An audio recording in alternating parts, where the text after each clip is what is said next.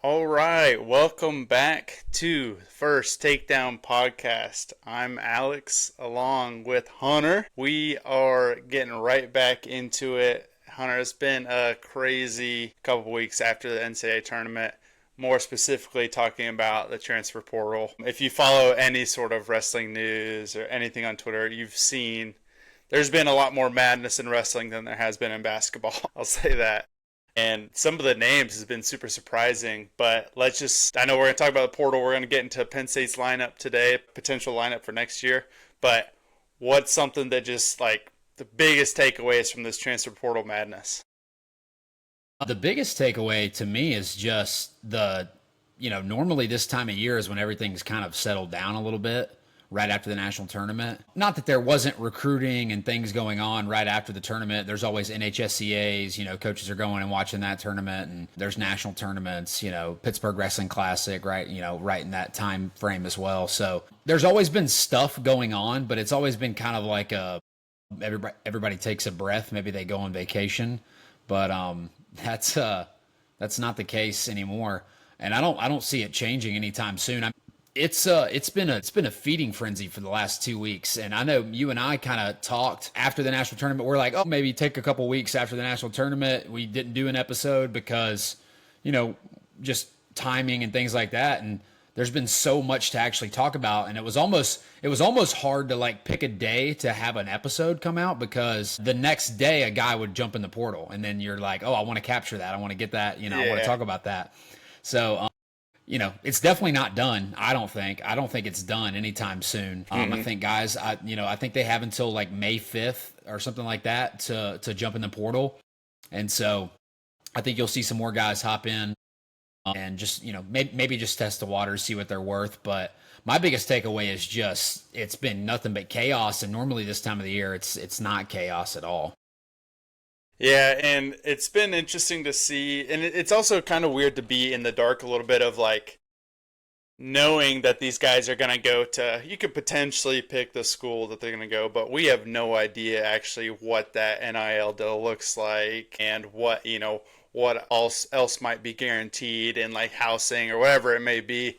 But I do like how it has brought some excitement in this like postseason era, and it's made it more exciting for us to be like, thinking about what their lineups now could be next season. And I mean, one of the bigger ones that we obviously saw last like week or so was the Zach Ryder and Rocco Welsh, that kind of switch off. Rocco Welsh, national finalist last year, takes the red shirt this year, then goes from Ohio State to Penn State. Did that surprise you going there? Well, so if you'll remember, Rocco Welsh got in the portal back in December.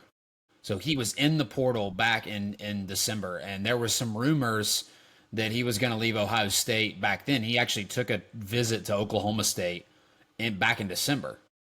So there was already some murmurs that Rocco was unhappy. He ended up like posting something on Twitter or Instagram or something, some social media that basically, I'm staying, I'm a Buckeye, and that kind of put that to bed. I guess he had a conversation with the coaches and put that to bed, and then maybe I guess quietly on his own just decided that he was going to go to Penn State. And as soon as he jumped in the portal, I guess he contacted the coaches. That's kind of what I've heard. I don't really know the exact timeline, whether, when he got in there, they contacted him or however that went. But I think he just made up in his mind. He just wanted to be at Penn State. He wanted better partners. And so, if you're the Penn State coaches, what are you going to do? You're going to say no? You're just going to like tell the guy that is a really, really high level guy, took second last year, like you said, as a true freshman, and then takes a redshirt year, has 3 years of eligibility, and kind of slots in, not that Penn State will ever have holes, right? Like they're past the age of like having a hole at a weight class. They just won't anymore because of the transfer portal and because of how things work out like that. So they weren't going to have a hole at 84 because they had Zach Ryder, who was going to be there. Not anymore, but they had Zach Ryder. And so you just kind of plug him in, but then Rocco comes in and then that I guess, upset Zach Ryder, that he felt a little slighted by them, by the staff bringing him in. And, he just puts his name in the transfer portal, commits to Oklahoma State within a couple days. And so, now we have like a whole I mean, we have basically a whole story or match lead up for next season because those guys will probably be at the same weight, Ryder and Mm-hmm. Rocco Welsh. That 2 weeks ago after the national tournament, no one was even talking about anything about that. And then 2 weeks later, now we've got this hype for this match because people like are now they want to see it because there's intrigue in that. You know, one Yep, guy there's a comes in, the story other guy behind leaves. it. There's a story, right? And so the transfer portal is able to create some stories, which I think is pretty cool. It is a little chaotic. I'm not the biggest fan of everything, but I do like that that's giving us something to talk about, something to follow. We're talking about wrestling after the NCAA tournament more than we ever have been, and that's really cool to me. Yeah. What are your thoughts? I think somebody posted on Twitter and they were like, "Do you think this was another we talking about a little bit of chess moves from David Taylor and now with Kale?" And I think there's obviously more than just them. You know, you have, their support behind them. But do you think there was a little bit of chess move of Oklahoma State, obviously, when Rocco Welsh was in the portal, really was still trying to push for him? Do you think that was a little chess move of let's push for Rocco so that Penn State takes him so we could potentially go for Zach? Or do you think we're just trying to get the best guys in our room? I mean, that's so. I mean, the guy already took a visit in December. Yeah. They've already talked. Like, I don't think that they were like, oh, let's go after Rocco in hopes to get Ryder. Now, I think David is happy getting either one of those guys. Like, but who do you prefer? Do you prefer a guy that's already taken second in the national tournament, has 3 years of eligibility left, or do you prefer a guy who was second in U20 Worlds and has 4 years of eligibility left? Like, I think that either one of those coaching staffs would be fine with either guy. Both guys, I think, are probably top six in the country next year, top five in the country. When you mix in McAnally and Angelo Ferrari and those guys, and that's kind of the cream of the crop right now to me is how I would see it. But I mean, dude, if David Taylor is so good at what he's able to do to be like, oh well, this is going to happen, and then that's gonna, I just don't think I think that any guy that's good that hits the transfer portal that has a chance to helping the team and helping them score points at the national tournament, I think David's going to look at right now. I don't think it's. We saw rumors yesterday about Figueroa. I don't know if that's 100%, but Figueroa apparently is going to Oklahoma State. Mm-hmm. And going to go wrestle 33. It seems like, where if you'll recall 2 years ago, beat Drake Ayala in the national finals, albeit at 125, but still, Drake Ayala's one of the top guys in the country. He's finished second in the national tournament at 133. So, I mean, if that guy gets optimized, if Figueroa is optimized and wrestling at his best, we know he's a national caliber, national title level contender if he's wrestling at his best. It just doesn't seem like he's been wrestling his best, and this year he didn't have that momentum going into the national tournament. So I don't know, man. It just it's interesting. I think anybody that's on the portal, I heard, he contacted, it came down to Michigan and Oklahoma State with Gotti Ali, the kid from Campbell. So it seems like Oklahoma State is in all these conversations, and David kind of has to do that because of what they lost this year. I mean, they lost,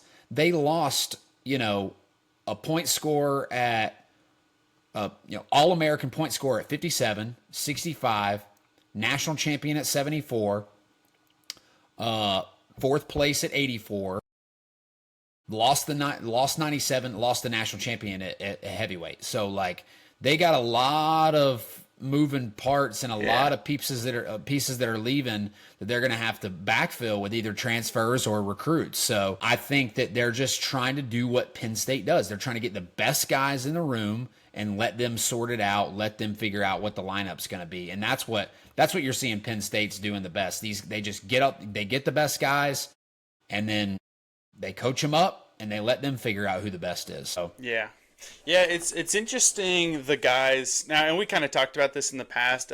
We've seen the past of transfer portals of guys coming from smaller schools or maybe not as good to then going to these, Big Ten, Penn State, Iowa, Ohio State, and Oklahoma State, obviously, too. But now we're seeing them switch within like the Big Ten, and I think we've seen a little bit of that in the past. From like I think like Chase Saldate going from Michigan to Michigan State to Michigan. Nick Sirianno. But yeah, Soriano. But now it's just Gomez. it's so much of that, which seems it's crazy to be in like the same conference. But I think you just have that now when you have these powerhouses. It's like Zach Ryder, perfect example. Really good wrestler. What we've seen, we don't know.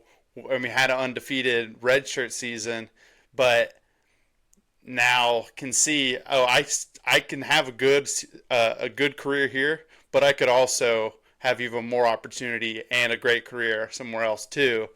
So I don't know. It's interesting to see what these teams are like Penn State and like Ohio State, Iowa, like these guys that might transfer out of where they like thought that might have been their like dream school where they would be forever. Right, yeah, and I mean Zach Ryder was from all accounts, from what you hear in the media, hard PSU guy, committed to PSU really early on in his high school career, and I think he just felt they rubbed him the wrong way, or did him wrong, and that rubbed him the wrong way. I think that's his biggest thing was he felt slighted by them bringing a guy in.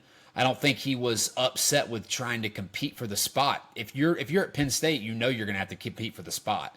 It's not just going to be given to you. But I think he felt slighted in the fact that, like, hey, I'm your guy, and then you're just going to bring this guy in over top of me. Like, I think that's where and he has history with David. He trained with David for a year at M2. Yeah. So back when David was competing still and coaching at M2. That kind of puts us into talking about their lineup. If we want to get into it, there are some other big time transfers. AJ Ferrari's supposed to announce tomorrow. Pretty positive he's going to UNC.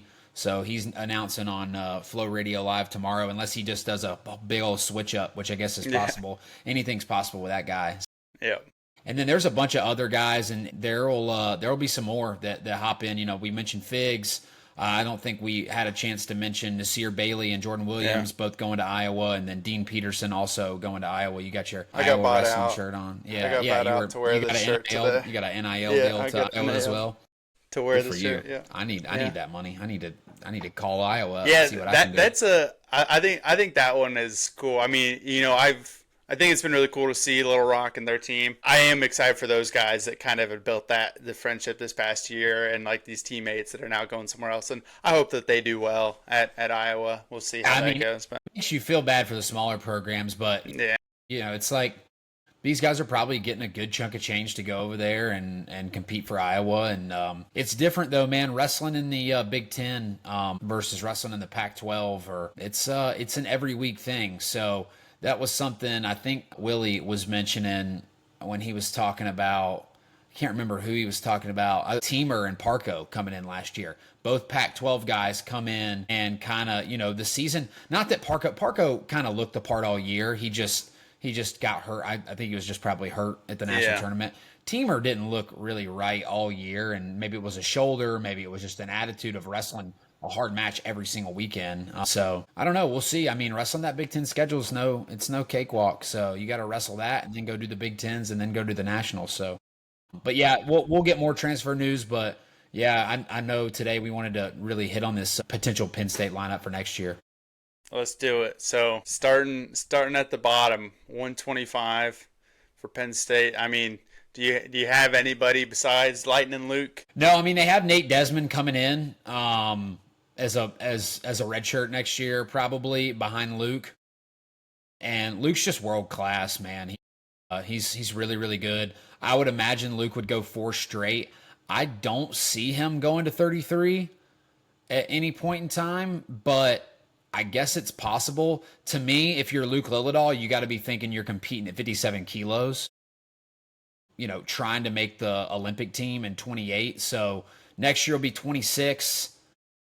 And then the year after that would be 27, his junior year. And then his senior year would be 28. I could theoretically see him maybe taking a red shirt to try to make the Olympic team, or taking, taken an Olympic that year or something like that if he really wanted to stretch his college career out. But he has so much of a freestyle game where his abilities and his accolades in freestyle are so great that I don't know if he's going to want to be in one of those guys that hangs around in college for 6 years. So I think it'll be Luke. I don't really, unless he gets hurt, I don't really see any other guy. They don't really have many other guys on their roster. And that's another thing we can talk about here in a little bit is, roster cap casualties possibly because they got to be down to 30 for anybody that's in the rev share. Yeah, and that just went into effect like this year, right? That's right, this year. Yeah, I agree, and I think he does seem like a 25-pound lifer. I think just with his build, I mean, unless he were to start getting just super, or we've seen some of those guys just start getting pretty ripped. I mean, but I feel like that's kind of where he belongs. Most of the guys at Penn State go up in weight just because they can, and they're that good. Yeah. I mean, if you look at the guys that have gone up the past few years, but maybe besides Brooks, Brooks was already big. Now he sucked back down to make 86 kilos, and that was a really tough weight cut for him to make 86 kilos. So for the Olympics, for the world, or for the Olympic team trials, and then the Olympics. So yeah, most of their guys though, for the most part, they're just like, I'm good. I can go up in weight. Well, once we get to 133 for Penn State, that's where it starts to get a little bit interesting, right? For sure. So you've got the Uno coming in, then you've got Ono coming in. Uno, number one. Uno's a card game, Alex. Yeah, it might be. You've got Ono, you have Braden Davis, who's All-American last year, and then Nagao, who was also, didn't All-American, but did he All-American in Minnesota? Right, yeah, I'm pretty sure he took fifth or yeah. I think it was fifth. Could have been third, but I think it was fifth. But yeah, he was an All-American in Minnesota. Yeah, and then you've got Marcus Blaze coming in. So what are your thoughts at 33? Yeah, I mean, you basically covered, to me, that's basically covering two weights with the guys that you just mentioned. I think that they'll find two starters out of those four guys for next year.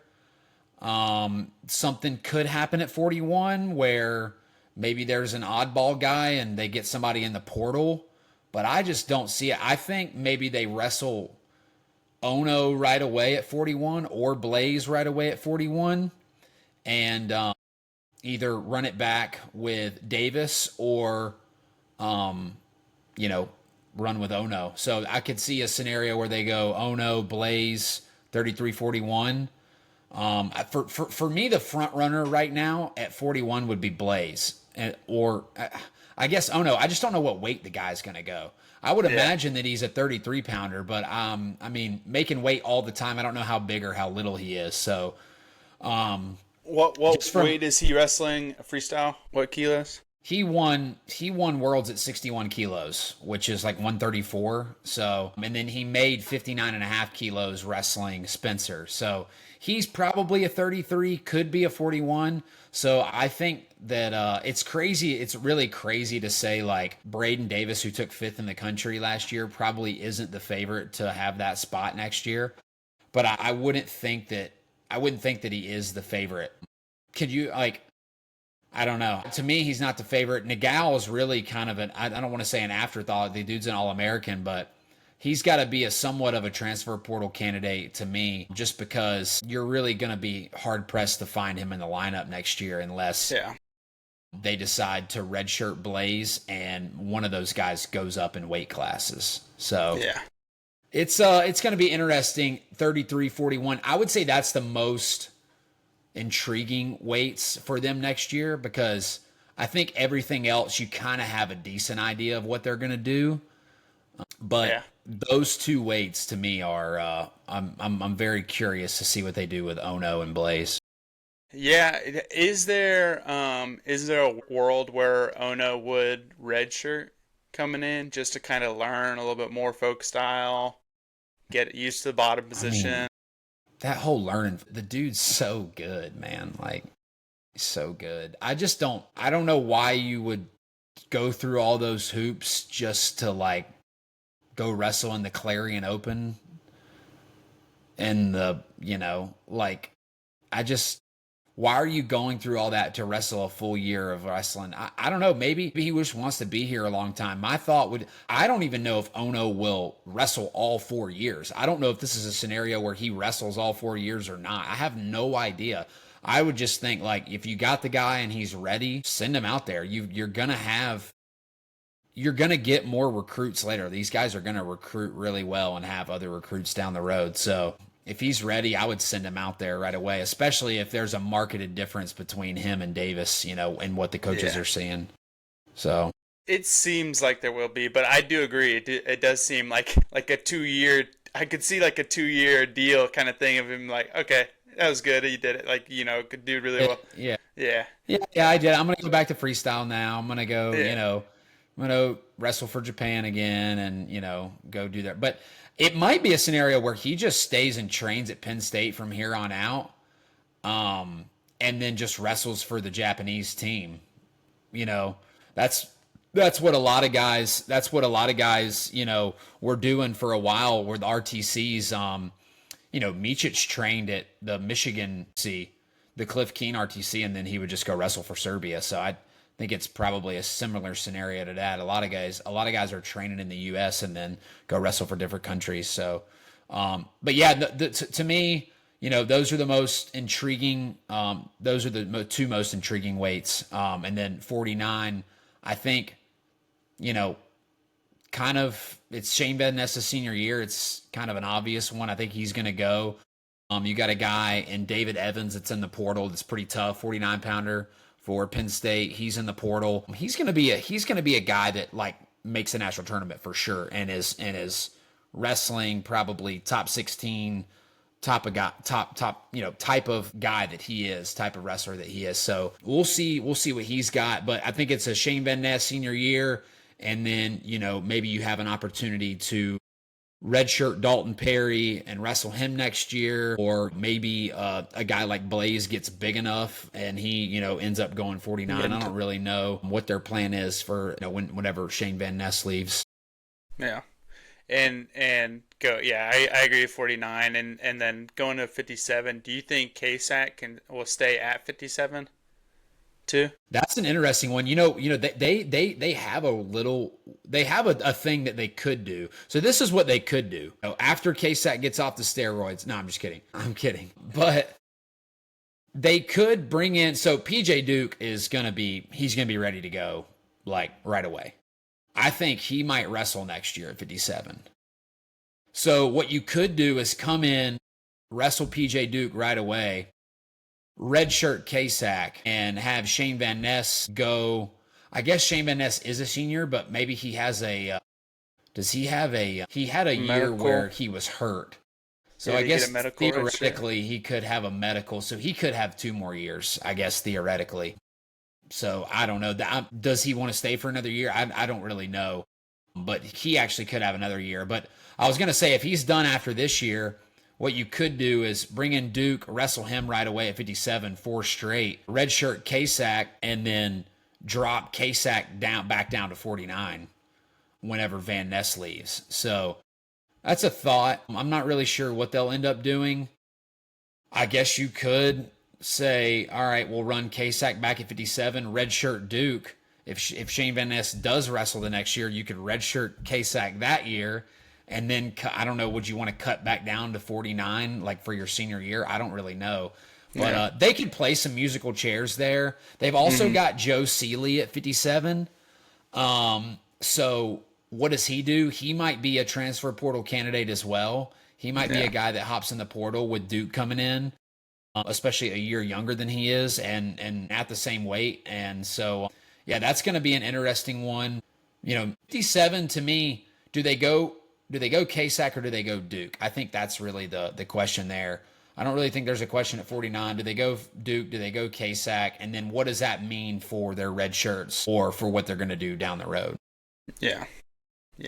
It'll be interesting. What are your thoughts too on, because how many matches can you get now? Is it 4 matches before your red shirt? You get 5 dates. You get 5 dates.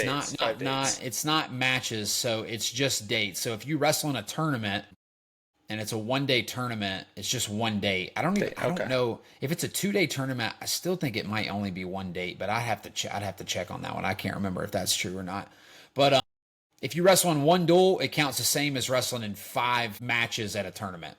Mm-hmm. So it's just dates. So you get 5 dates. So if you'll recall, Ferrari wrestled all 5, and they were all in duels. And he wrestled Yeah. like a lot of, he wrestled a lot of big time duels last year for Iowa. So some coaches use, that helped Iowa win that Oklahoma State duel. So you know, he's helping. He's going to be able to help that team win duels for 5 years. Yeah. Theoretically, Yeah. maybe he's not scoring you points at the national tournament, but still able to help you win a duel. That's pretty helpful. Well, I just wonder if they might do some of that for some of these younger guys coming in, just to give them a little bit of what that feels like. I think they'll absolutely do that at the start. They kind of. I mean, I think they'll do that with all of these. They've got their recruiting class is awesome this year. Nate Desmond, Mm-hmm. Ono, Marcus Blaze, Dalton Perry, PJ Duke, Casey Cunningham's son, Asher Cunningham, and then Will Hankel at 84, 74, 84, who's also really tough. So, yeah, I mean, they've got a plethora of great recruits coming in this They're year. not getting worse. No, no. They're getting, I mean, as soon as the tournament ended where they broke the record, that like the next week they got Jaden James to flip, who's in the 26 class, awesome recruit that had committed to Virginia Tech, flipped to Penn State, and then they get Ono, and then the next week they get Marcus Blaze. They get Rocco. Rocco Welsh. Yeah. It's just crazy. So Yeah. no, they're not getting worse. The other teams are going to have to get better. That's the only way they're going to be able to beat them. 65 is, I mean, it's Mitchell. I think he'll wrestle 2 more years at 65 unless maybe Levi leaves next year and he goes up. That's a possibility. I would say that maybe Mitchell goes up and then they slide in Asher Cunningham if they feel like he's ready to go, or they move Duke up to 65. Mitchell goes 74, and then Kasak redshirted and then goes 57. I didn't even think about that, but that might be what happens, where they run it back the following year, not 26, but in 27 they go Van Ness 49, Kasak off a red shirt 57, Duke 65, Messenbrink 74. That would be that could be a pretty salty lineup, and then Rocco Welsh, Josh Barr, and Mirasola, or it could be Connor Mirasola, but we'll talk about those two guys. So Yeah. another guy going up to 74, it'll be Levi Haynes. I don't know why you would have anybody else. I don't think, unless one of these freshmen is really ready to compete, and for whatever reason Levi feels like taking a red shirt. I don't know why he would do that, but he's going to be number 1 in the country next year, ranked after Hamidi and O'Toole are out of the way. Yeah, I mean, they'll have another number 1 ranked guy, Yeah. 65, And he and looks number 1 he guy at looks 74. solid. Yeah, he looks solid at 74. Like, filled out that weight class, jumping Yeah. 2 weight classes, and I For think sure. he probably feels good and is going to come back with a little bit of vengeance this next year. Yeah, I don't think there's a difference. I think, getting into 84, we thought for a second that there was going to be a little bit of battle, but then Zach Ryder, obviously transfers out. Well, Yeah, what about 84? Is anybody else no coming? battle. No, I mean, they have Hankel coming in, but it's Rocco Welsh. I mean, I think they went through all those hoops and did all that. Like, you're going to wrestle. I mean, he's going to go for them. He will look pretty damn cool in that singlet with those double arm sleeves. That's I mean, he's got some swag. The dude's got some swag, so he's gonna look cool in that Penn State singlet. And then you really do kind of get into a little bit of a battle. It was a battle this past year with Connor Mirasola, Lucas Cochran, and Josh Barr at 97. I don't know how you can go away from Barr unless Connor. To me, I don't see Lucas Cochran maybe catching those guys. I don't know if he has the pedigree to maybe get there. I could maybe see that guy transferring out. He probably doesn't want to. He probably wants to take the spot. But after you had a guy that finished second in the country as a true freshman, or no, excuse me, he wasn't a true freshman, he was redshirt. Mm-hmm. And then you have a guy like Connor Mirasola, who just the pedigree that he has and how good he is, or how good he was coming out of high school. It'll be interesting to see what happens in 97. If Mirasola rides the bench again, I could see him possibly wanting to move on and go somewhere else, even though he probably, from what it seems, he's probably pretty happy where he's at. Just, I mean, you want to be able to punch through and make the starting lineup, somewhere. Yeah. So, yeah, I don't know. Are they twins? Are they twin brothers or just brothers? I think they are twins because they're in the same class, unless one of them got held back to be with the other one. But I think they are twins. It's interesting. Pretty good wrestling pedigree for twins. Yeah. To both be at Penn State. Yeah.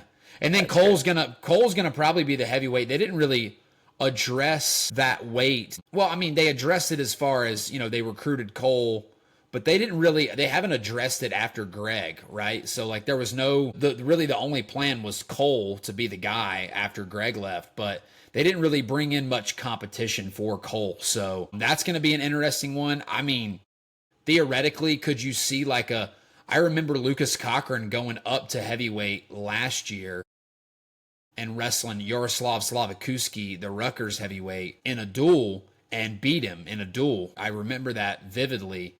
And so could Lucas see an opportunity to maybe make the lineup? Maybe he wrestles with Cole Mirasola and, maybe he gets the better of him in the room and just says, this is my way to a starting spot. I'm going to get on the K-Sac juice and get up there.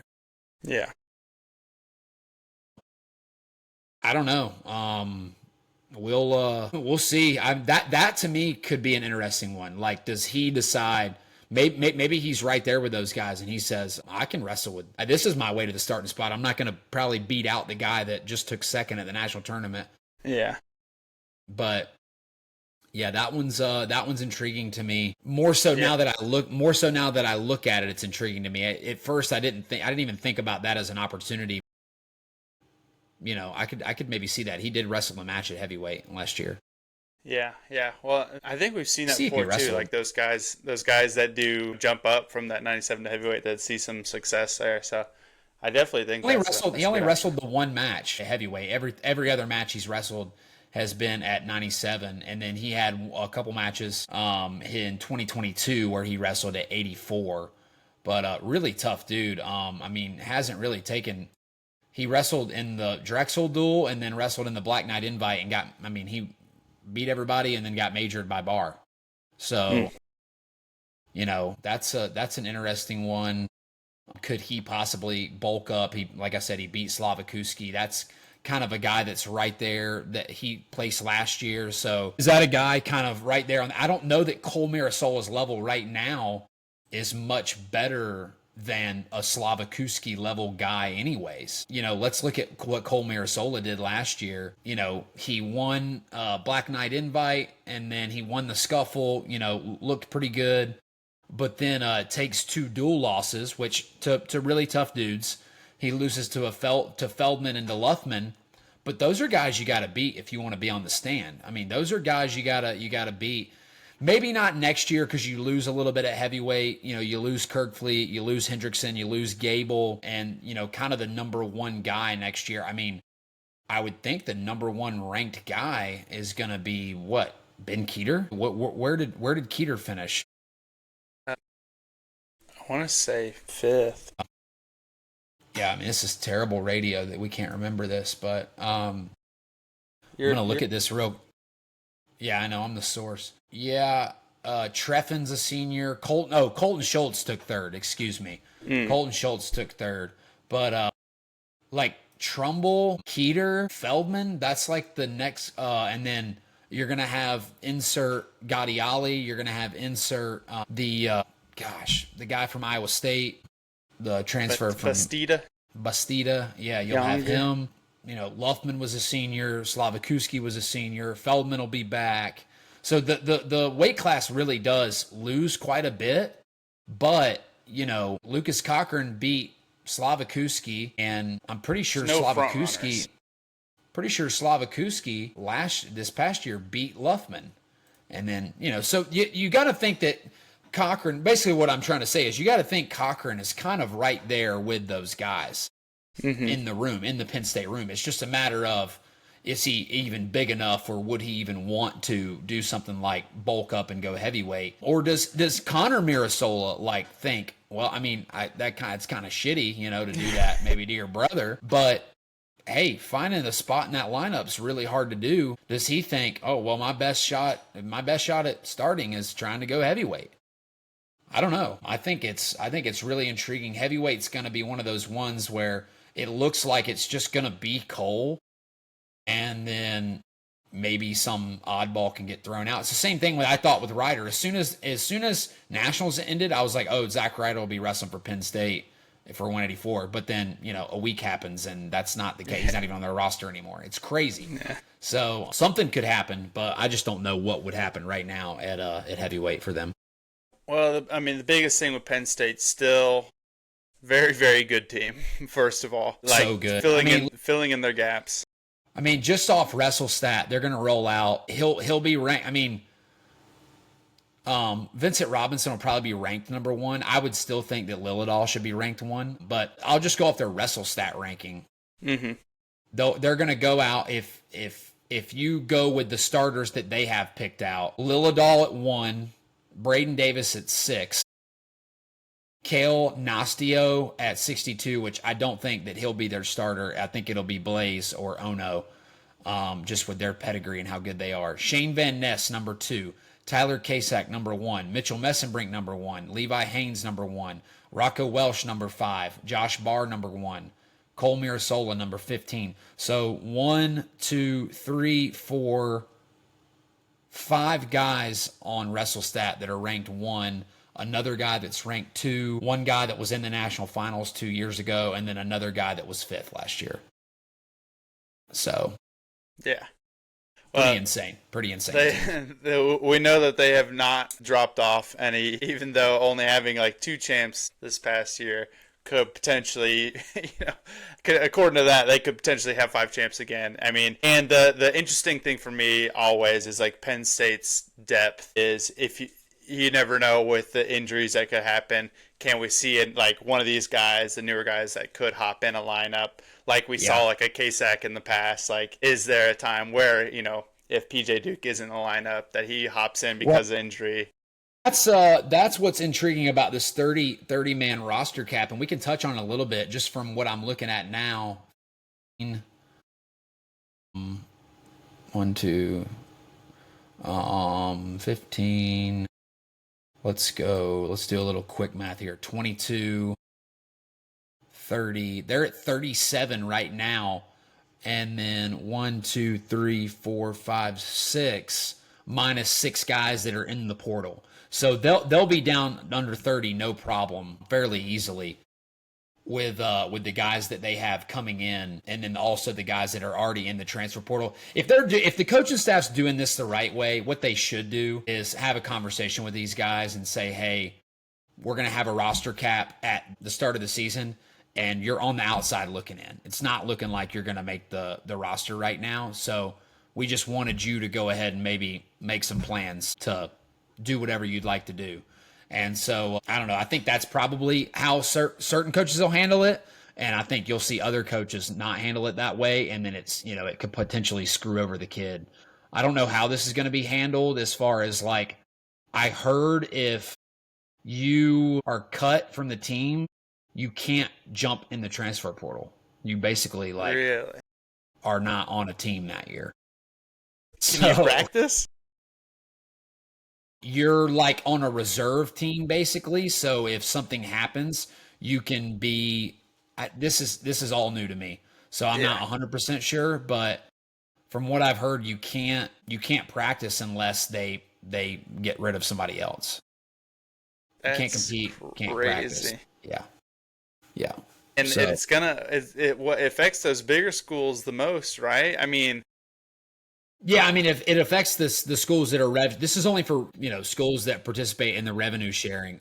But okay, yes, it'll hurt the big schools, but no, I mean, there's probably ways around this for certain schools. They just call everything a Nittany Lion Wrestling practice, and then whoever's on the roster is maybe there's guys that just know they're not going to be on the they're not going to be the starter, and they're like, yeah, you can take me off the roster. I'll just be a part of the Nittany Lion Wrestling Club. Okay. And they It's just kind of stay like, and train.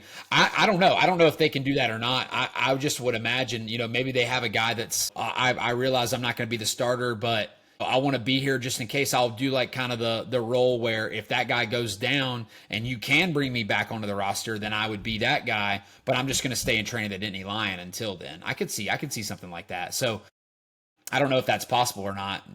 If these coaches are having trouble finding ways around it, just give me a call and see what I can do. I think it seems like a like an NFL practice squad. It's like, hey, this guy, we technically for the roster spots have to send this guy to the practice squad, but then they end up having to bring him up like the next week just to hit those numbers of whatever that is. The difference between the NFL practice squad and the Penn State Nittany Lion Wrestling Club practice squad is that the practice squad for the NFL, I think, makes you like $500,000 a year. So, there's a lot of incentive to just stay on the practice squad.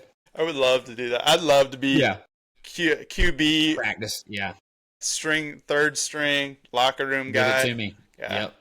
Let me be a practice squad guy. I'll be that guy. Yeah. Role player. Yeah. Well, that's good. I mean, Penn State still very good. Got some really good young guys coming in. Still some guys that obviously like national champs coming back. Levi Haynes, Mitchell. I think has a very high possibility to go 10 for 10 All-Americans back to back, because I mean those guys, they look really good, and I am really excited for Ono to see what he does too, and if he makes a lineup of where he slots in there. But that's it. Yep. It's going to be interesting with Penn State. We'll probably get into Nebraska, Iowa, Oklahoma State, those other kind of big teams coming up soon. And, Oklahoma State's got a wide range of changes that are going to be made to their lineup. So, stay tuned. It's going to be a crazy, we'll have more transfer portal news the next time we hop on here. It's always evolving. So stay up to date on the transfer portal. The best thing that I've found, Intermat has a transfer tracker. Unless you know somebody that's just leaking transfer, which most people don't. The Intermat transfer portal tracker is actually really nice for wrestling fans. So go check that out. Yeah, and we're in the market for anybody that does want to like leak some information to us, because love leaked info. We've got some little, stuff there, here and there, but a little nugs. Bring it on. Bring it on. We'll do it. DM me. Twitter, Instagram. I'm all over it. Well, this has been the First Takedown podcast. Appreciate you guys for listening. Make sure you follow on Instagram, like, subscribe, follow on YouTube, and we will be back soon. See you. There you go.